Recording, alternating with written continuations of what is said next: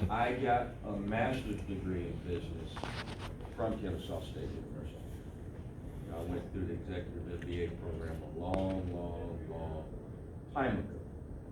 But because of the fact that I'm an engineer, because of the fact that I'm an alumni of Kennesaw State University, because of the fact that I love Nesbitt, and I would not be where I am without my involvement in Nesbitt, it was important that I took some time out of my schedule to come here this evening, especially time. So, thank you for having me. A little bit about my background. I've been with Southern Company my whole life. I started when I was 17 years old. I was a rising senior, and so in high school. And I ended up doing 4 additional summer interns, officially became a co-op, and then started full-time at Georgia Power in 1997. And I got my job offer at the Nesbitt National Conference. So when I say, guys, get you a navy blue suit or blazer, it's for real. That's a non-negotiable, because I know what it did for me. Got it? All right, I think I made my point. Right? Don't let me come back here to a meeting next year and y'all ain't got, I'll stop. I'll stop. So let's talk about the conference. And Tony, I don't want to say we weren't happy with what we saw in Detroit. I'll just say that I think everybody in here could have done better. I mean, you took the first step because you showed up, but you could have done better. What does better mean? It takes people like me and other of my peers to come in and share some of our stories with you to help you understand what better is and why you need that navy blue blazer, because you only get one chance to make a first impression. Have y'all heard that before? That's what this is about. The subject of the night of the workshop is elevator pitches. You need an elevator pitch that's a damn good one, because you only get one chance to make a first impression. You blow it the first time, nobody has a reason to come back and talk to you again. Nobody. They can go on to the next person who did make a first impression that they thought was awesome. So that's why this issue is important. So it's knowing what to say, it's knowing how you carry yourself, it's knowing a little bit about current events such that you can have a great conversation about what's happening in the world, such that you appear to be on top of your game and responsive. Because at the end of the day, yeah, you're going to school to study engineering, but all of this is leading towards you being a good, productive citizen, being able to contribute to our society, to the economy, all those types of things. So when I think about elevator pitches, what's your name, brother? Raphael? Hey, Raphael, I'm Johnny Howze. How you doing, man? Oh, sorry. I gotta get used to that. I ain't that old. All right, let me start over. Hey, Raphael, I'm Johnny Howze. How you doing, sir? All right, we're gonna get past that. Yeah. I'm doing great, Raphael. You know, I'm just in the building. They ride up the elevator, get ready to go to work. Got some pretty cool projects going on. And, you know, it's just a great day to be here at Kennesaw State University. Is that a pretty positive response? Little what? Little dad. Little dad?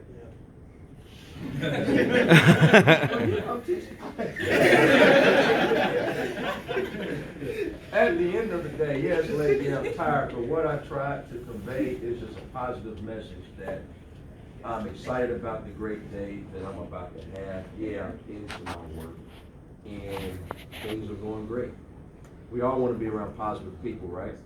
Yes. Nobody wants to be around anybody negative, right? So now I ask you again what I said. Was that a good impression? Yes. Okay, all right, thank you. That's too tough. Thank you for being that guinea pig. You get what this elevator speech thing is about. You only get one chance to make a first impression. And hopefully, when I left that elevator that Raphael was in, the first thought in that guy's mind when I left was, man, that kid's all right today. He's in a good mood. And the next time he sees me, he's gonna look for me again, and he's gonna wonder what my response is again, or how am I doing, or he may just say, hey, John, how you doing today? Because he may have made the decision to want to remember my name, just based off of that interaction. See how this works? Understand why it's important. I think you guys are going to do some role plays later on in this meeting, and I think it's important that you guys just practice that. I mean, what classes are you taking? What's your name? I'm Johnny. What's your name? Jael. Nice to meet you, Jael. What are you taking this semester? That's good stuff. Dynamics, yeah. Physics too? That's tough. That's all those vectors in space. Oh, that's good. You're smart. So you got all this great coursework going on, and somebody sees you Walmart, or you may meet someone at church or something, and they ask you how school's going. What do you say? Don't say that. We just talked about that. Great positive response. Okay. Okay, let me say it different. Because I want to make sure everybody gets this point. We talked about being positive, the power of this positive attitude. It's important to display a sense of optimism, such that these hard classes, they're a piece of cake. It's all about your mindset. It's all about your mindset. So now I'm going to ask you again. Jael, right? How you doing, Jael? How your classes doing? What are you taking this semester?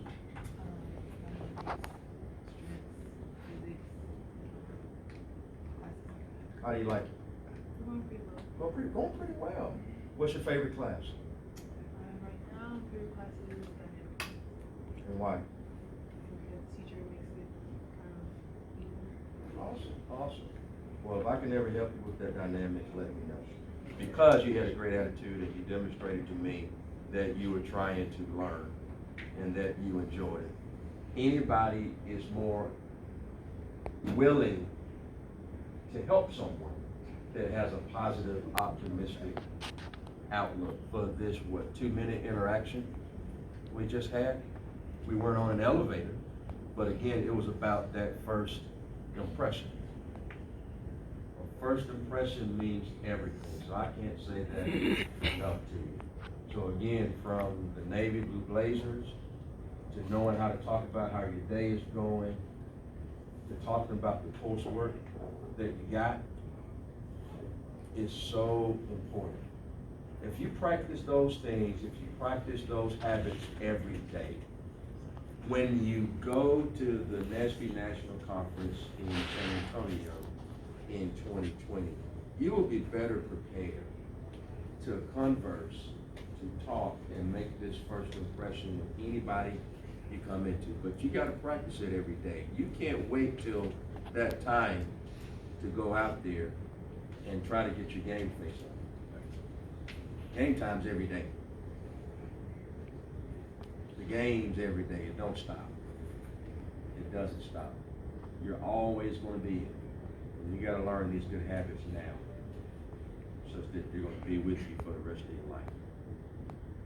There's probably going to be one person in here that's going to be a super millionaire. We may have the next Mark Zuckerberg in here somewhere. Don't y'all be laughing back there. It's true. We're raising his hand. You got the idea. And that's important to know that one of those types of entrepreneurs that change the world is sitting in this room. They don't necessarily have to have a 3.7, 3.8. They don't.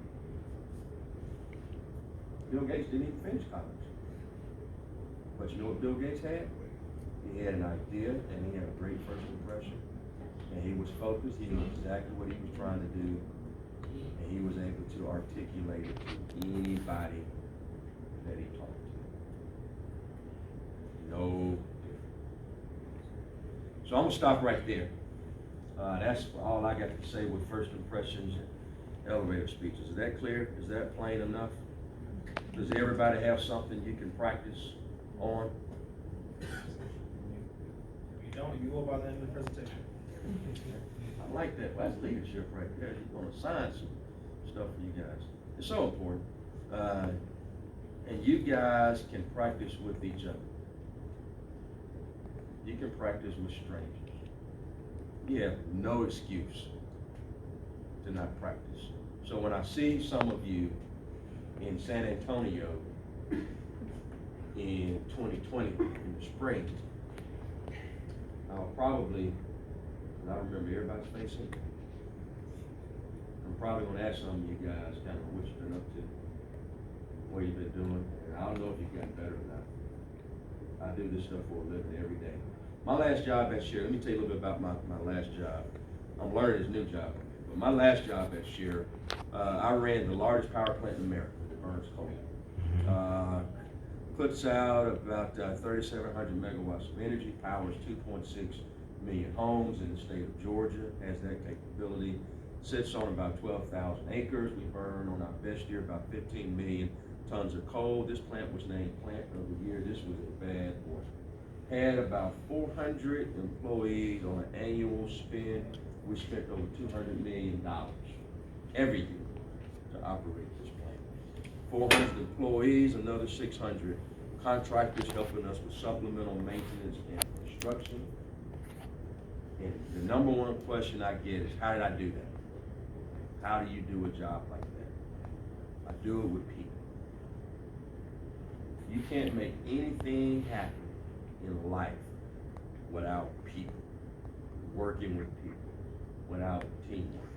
When I was at Kennesaw, I got through business school because they assigned us into teams in my executive MBA program. So we worked on a team every other weekend for 18 months. It was my life. I couldn't do it by myself. Nashville, this room that we're in today, you need each other because engineering school is hard. Trust me, I know. I didn't finish with 3.0. Engineering school is hard. You can still have a great life and be very successful. GPA is just part of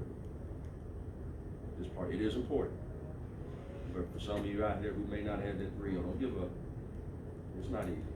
It's not supposed to be easy. It's engineering schools. I remember taking Thermo 2. And I love Thermo. Love Thermo. I whizzed Thermo 1. All those entropies and enthalpies and the Rankine cycle and all that stuff. You like that, brother? You know about that? Isn't it fun?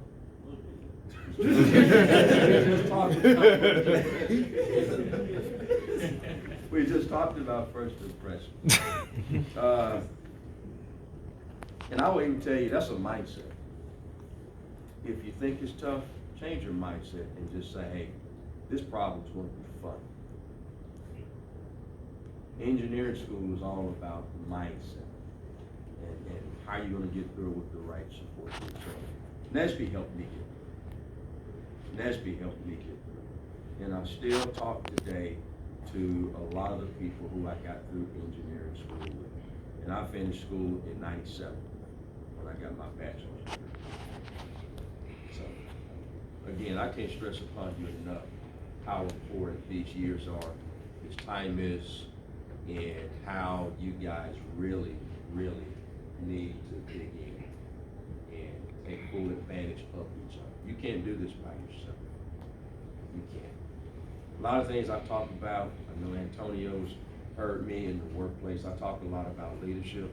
All of you guys are a leader in some shape, form, or fashion.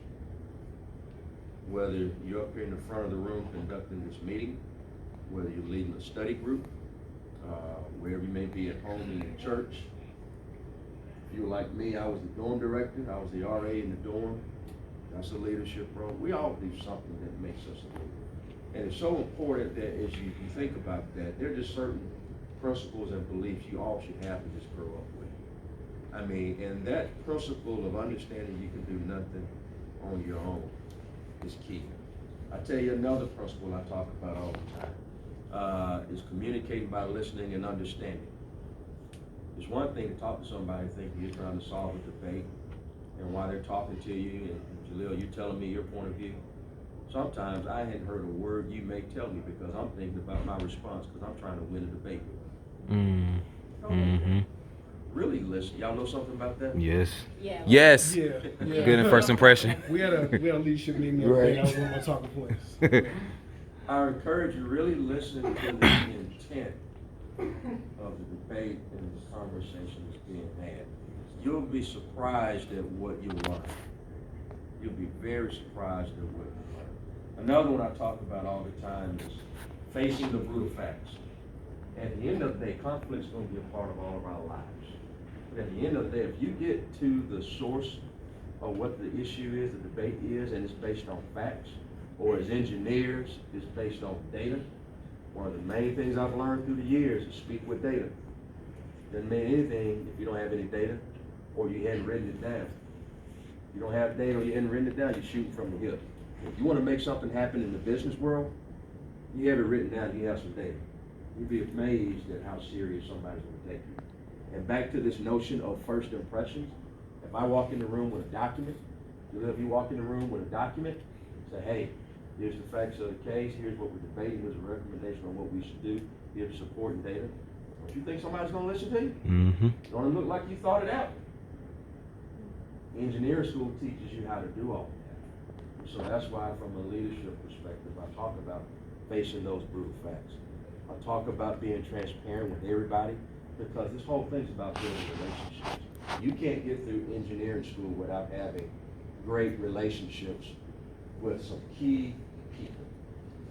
You just have to because, again, you can't get through engineering school by yourself. You just can't. Does anybody here believe that? Y'all be the smartest person in the room. You may be that Mark Zuckerberg from the world that can do it. But you can't do engineering school by yourself.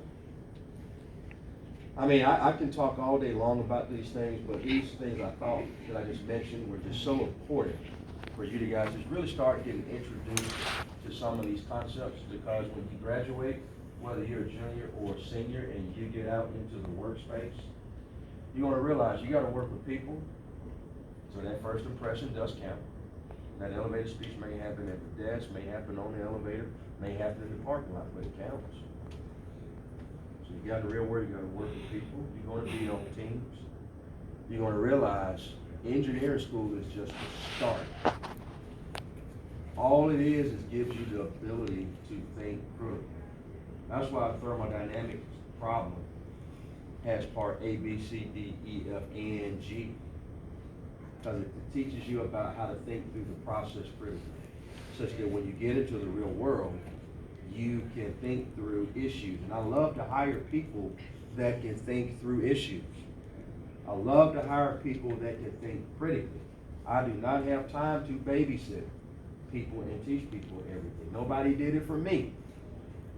And this day and age of diversity and inclusion and all these things that we talk about is so important because I would tell all you guys, because all you guys in here, you guys look like me.